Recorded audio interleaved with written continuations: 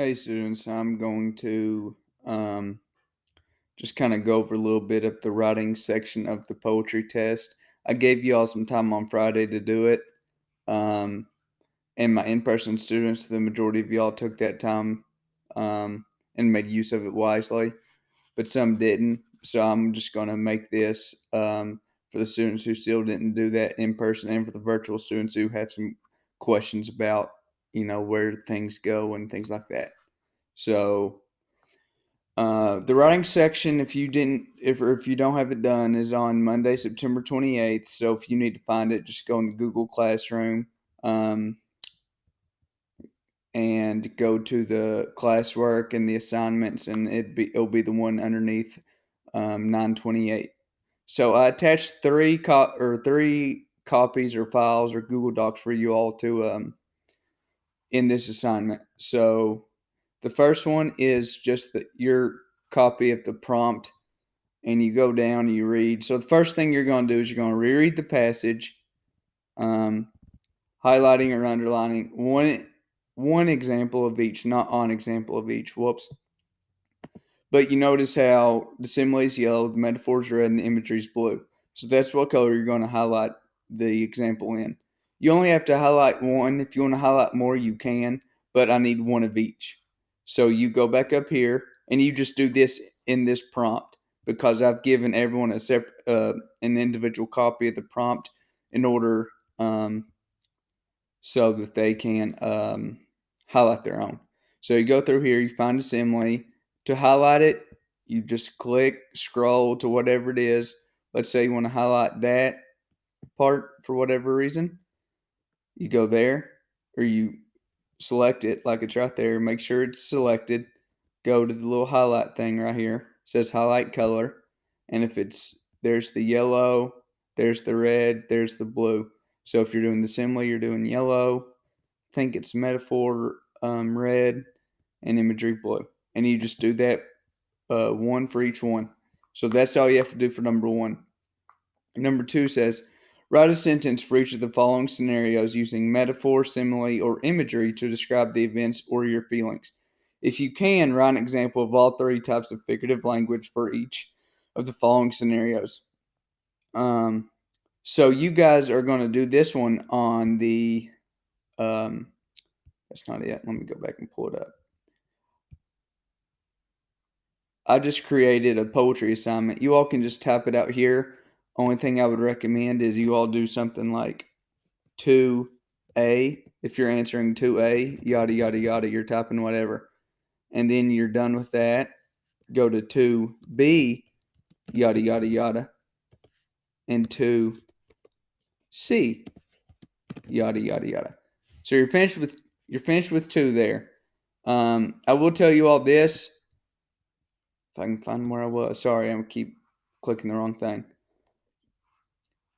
You all can include simile, metaphor, and imagery in all three of these, but I have to have at least one. So what I'm saying is, if you want to just do simile for that one for 2A, you just want to do metaphor for 2B and imagery for 2C, that's okay, but make sure that you include simile, metaphor, and imagery. Just don't do simile for all three of them, because I can only give you credit for one of the three. So that's what you do for 2. You answer that on your all's blank document. And then you all go underneath.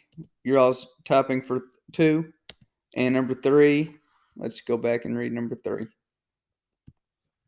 It says, write a narrative that describes an experience when you felt emotions similar to those in the passage. Use all three types of figurative language at least twice in your narrative. So what that means is the three types of figurative language are the simile, metaphor, the imagery. And you are just going to write a narrative that can be something personal that you've experienced, where you felt emotions similar to those in the passage. And the passage, like I said, is up here. So you think about it, then write your narrative, and be sure to include the figurative languages. But I want to go over the rubric with you all too, so that way you all kind of know what I'm looking for. So for number 1, it's simile, metaphor, imagery, the one you find in the poem where you actually read it and highlight it. Created a key What that means is you all highlight it in the correct color. If it's simile, it's yellow. If it's metaphor, I think it's red. And if it's imagery, it's blue. And if you just do that, then you're getting all 5 points. So 2A, 2B, and 2C are your 3 sentences for number 2. You wrote at least one sentence that used simile, metaphor, or imagery to answer the prompt.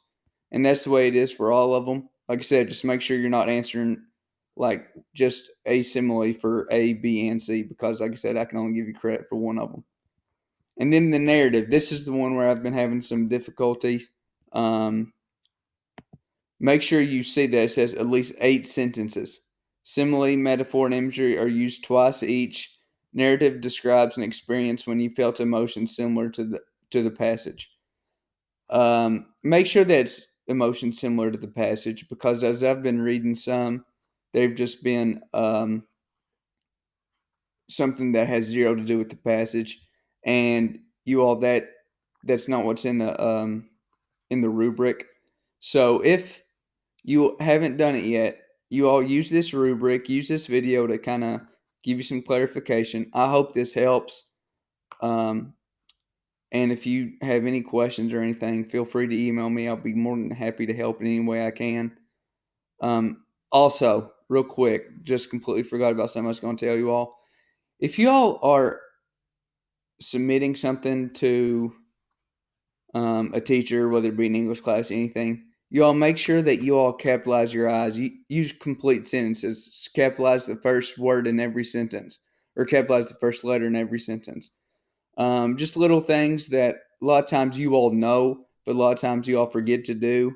Just be aware of that on a test, because you all can do awesome, but if you all aren't capitalizing your I's or capitalizing the first letter in the sentence, then I'm going to have a hard time giving you full credit. You'll still get a good grade, but I can't give you 100 for it. And I know that you all know that. It's just a lot of times we forget to do it. So I get it. Just be aware of that. But like I said, I hope this helped. I know it's a very, very quick run through for the virtual learners who, haven't heard any explanation about it. I do apologize, but I hope this helps. If it doesn't, please, please, please send me an email. I'll be more than happy to help you all in any way I can. Thank you all and have a great day.